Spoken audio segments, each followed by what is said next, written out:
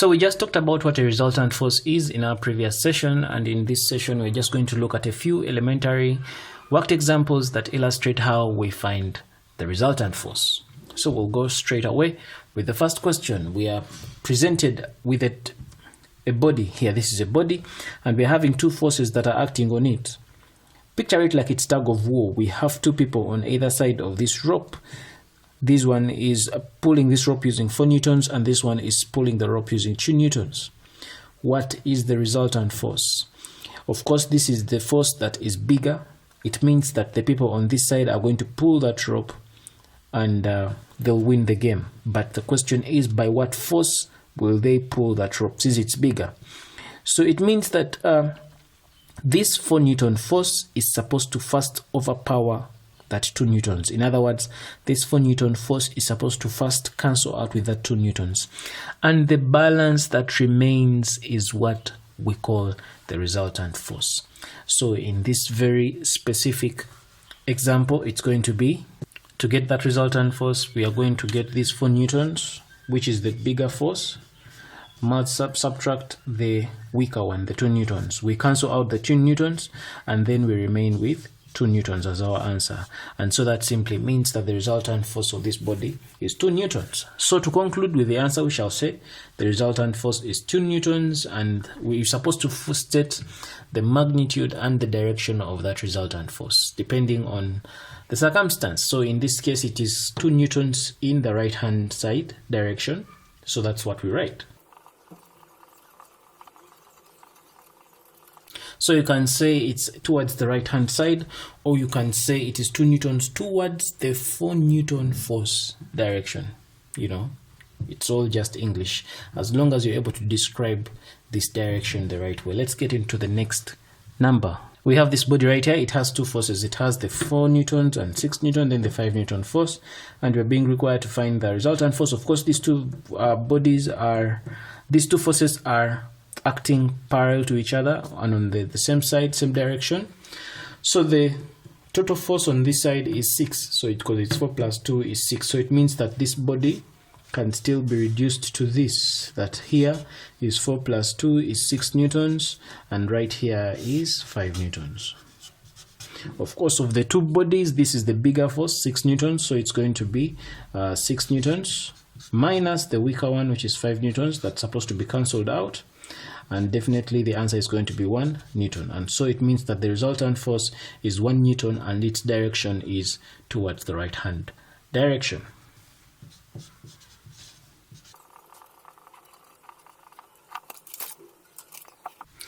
We have some forces here that are slightly different. The ones that we've been doing have been in the same, XY plane. These ones are perpendicular to each other. They are not parallel to each other. They are perpendicular. We are having the 3 newton force in that direction and the 4 newton force downwards. So now when it comes to forces that are acting on a body, and these forces are such that they are perpendicular to each other, or they are meeting at 90 degrees, we are going to draw what we call a triangle of forces, and this triangle of forces is going to be coming exactly from the way these forces are moving. For example, here we have the 3 newton force. So to draw this triangle of forces, we shall start with 3 newton force, drawing it's in that direction, right? So that is the 3 newton force right there, like that. So after the 3 newton force, at the end of that arrow, we draw the next force, which is the 4 newton force, and it's pointing downwards. So I shall come down here and draw that force that is pointing downwards, like that. And this is the 4 newton force. So beginning from here, go there, then come here. It means that our resultant force will be acting in that direction right there. So we are required to find this resultant force. Now, since this is a triangle of forces and it is a right angle triangle, in order for us to find that resultant force, we are going to use what we call Pythagoras theorem. Of course, I assume that you know what I mean when I say Pythagoras theorem. So using Pythagoras theorem, we shall say that our resultant force r squared is going to be equal to 3 squared plus 4 squared. and this definitely r squared is giving us 9 plus 16. So this is r is going to give us 9 plus 16 is 25, and of course the square root here is what we need, and our resultant force here will be 5 newtons. So it means the resultant force here is 5 newtons. After finding our resultant force as 5 newtons, we need to go ahead and find the direction of this resultant force. How do we find the direction of that resultant force? We find the direction of that resultant force from the angle the resultant force is inclined to, the x-axis. So we are going to find that angle right there. If you look at this triangle, to get that angle, we are going to use, trigonometrical identities, trigonometry. So katoa, we know that if we want to find that angle theta, it's going to be equal to, we can use tan. Tangent of that angle theta is going to be equal to opposite over adjacent. So it means to find that angle, we shall go ahead and say that the tangent of that angle theta is giving us the opposite, which is 4 newtons, divide that by the adjacent, which is 3. So we know that our value of theta there is definitely going to be the inverse of the tangent 4 over 3. And so our value of theta right there is going to become. So after finding the direction by finding that angle theta, then we can go ahead and conclude that the resultant force is going to be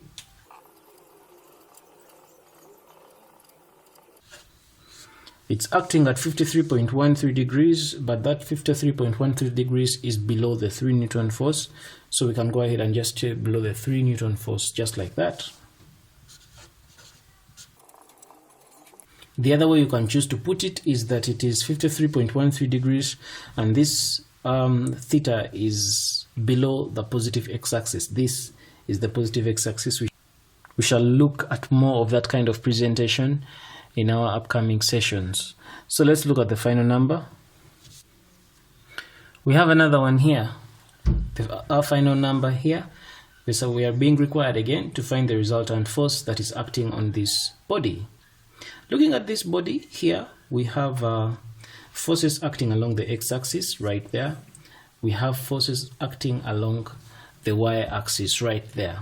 So what we do here is that we are going to first resolve forces in the x-axis, then afterwards resolve forces in the y-axis, and then we are going to come up with a new body that is going to enable us to find the actual resultant force acting on this body.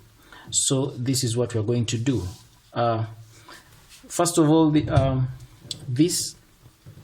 let's look at forces acting along the x-axis. So I will draw that small arrow right there to show that we are resolving forces along the x-axis. Resolving forces along the x-axis, let me call them forces along the x-axis. So from here we can say that since they are parallel to each other, the forces, it's going to be 8 minus 5. 8 is the bigger force, so it's going to be 8 minus 5. All this is in newtons, and so we shall end up with 3 newtons. So along the x-axis we have positive 3 newtons right there. Then along the y-axis, let me use this arrow. That is along the y-axis, we have the 7 Newton force and the 3 Newton force. Of course, the 7 Newton force is greater than the 3 Newton force, and definitely this is going to become 7 newtons. Let me call this forces along the y-axis. It's going to be 7 minus 3. And 7 minus 3 gives us 4 newtons. So after resolving our forces along the x-axis and along the y-axis, it means that our force diagram is going to change like this. So that's our body. I'm trying to redraw this. We said that along the x-axis, it's the 8 Newton force that was bigger. So if it was bigger, it means that this 3 newtons is acting towards the direction of the bigger force. So it means this 3 newtons is in the direction. Then along the y-axis, It's the 7 Newton force that was bigger than the 3 Newton force. So this 7 Newton force being bigger, it means that this 4 Newtons is acting towards the bigger direction. So it means this resultant force of 4 Newtons is acting downwards. And so you find that after resolving along the x and y, we are coming up with a structure that, you know, is similar, or yeah, it's actually similar to what we had done earlier, you know, after resolving. So after coming up with your body like this, then you can go ahead and resolve it. In other words, this looks exactly like this. So meaning that when you reach here, then you go ahead and resolve it like the way we did here, and then you end up getting your answer still as 5 Newtons being the resultant force, and the direction of the resultant force, it will still be the same because we are coming up with the same diagram, so meaning it's going to give us the same answers. The forces that we have been resolving along this body are the kind of forces that are parallel to each other. In other words, if this body was being represented as a dot, this 8 Newtons and these 5 Newtons are, these two forces are parallel. These 3 Newtons and these 7 Newtons. You find that if this is the dot, the body being represented as a dot, the forces are parallel to each other. And this is just a matter of subtraction, and it's easy to resolve. Now, what if the forces are not exactly like this? What if the forces here are at an angle to the axis? Because, you know, this is the y-axis, this is the x-axis. What if we are dealing with forces that are not exactly parallel with the axis? Forces that are having certain angles that are inclined to the x and y axis at certain angles. How do we resolve those ones? Well, that is what we are going to look at in our upcoming session. This brings us to the end of this session. Thanks for watching. My name is Arnold Ronga Kuramia, and this is Kisembo Academy. Take care.